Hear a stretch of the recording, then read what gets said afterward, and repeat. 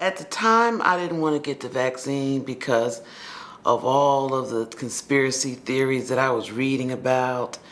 And I kept thinking about, what happened in years of old. We as a people, black people, were experimented on. I started hearing things about, if you get the vaccination, then what's going to happen? They're going to put an identifying chip inside of you, and I'm like, okay, I don't think I want to do that. And then I started thinking about, well, how could they possibly do that?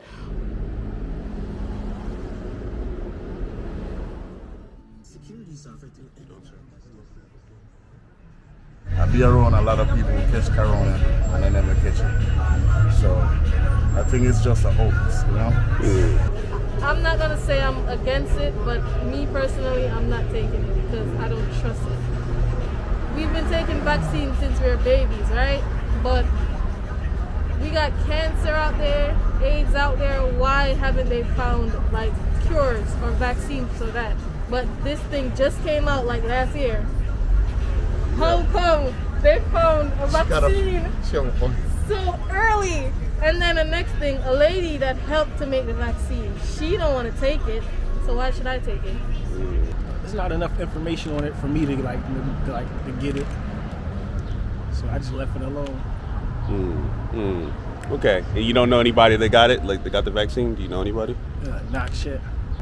I don't know. They need to do more research about it before they start putting vaccines into people. I understand why people are not running in line to get the vaccine. I was actually hesitant myself for a long time. I wanted to protect myself, but I wasn't convinced if the vaccine would cause me more harm than good, so I stalled. So I get it.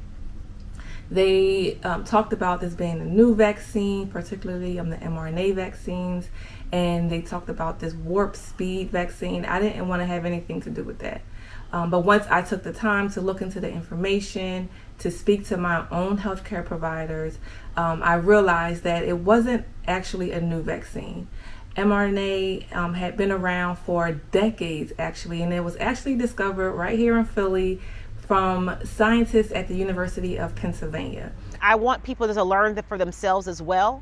Just because there's so much rigor that's put into a lot of these trials being designed, and I can only speak for the United States of America, right? I can't speak for other countries, but there's so much put into these trials that it really does allow for us to have extra, comfort that we are not being tested on. A lot of things have to be stated up front so that you know what you're getting involved in.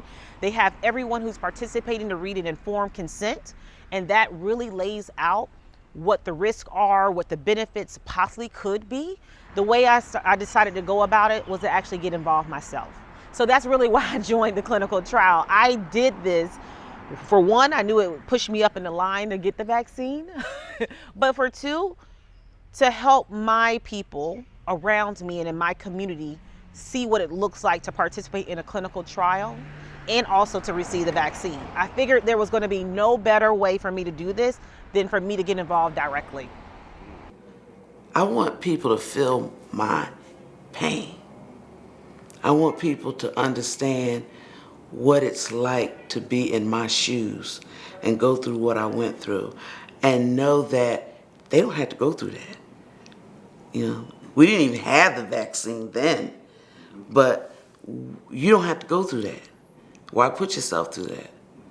I mean, just imagine going into the hospital, being able to walk and coming out and not being able to walk. Being so weak from being on a ventilator. I was on the ventilator for 2 weeks and sedated.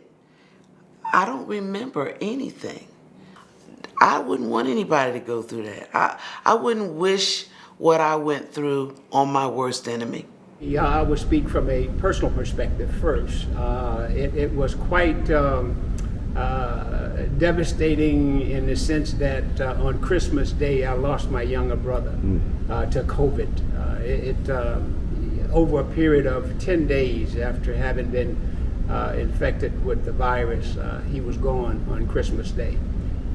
Others in my family also were infected by by the virus, but thank God none succumbed to it. The COVID, we were just not able to visit, nor were we able to touch bases with everyone during this time. And so my major concern was, how are the seniors doing in the church? You know, it still is challenging. It was challenging then, and it's challenging now, because there are some people who just refuse to get the vaccine and going on their way, their merry way, and we just don't know exactly where we're headed, given what's coming up now with this new strain. We hosted a vaccination center here, clinic here.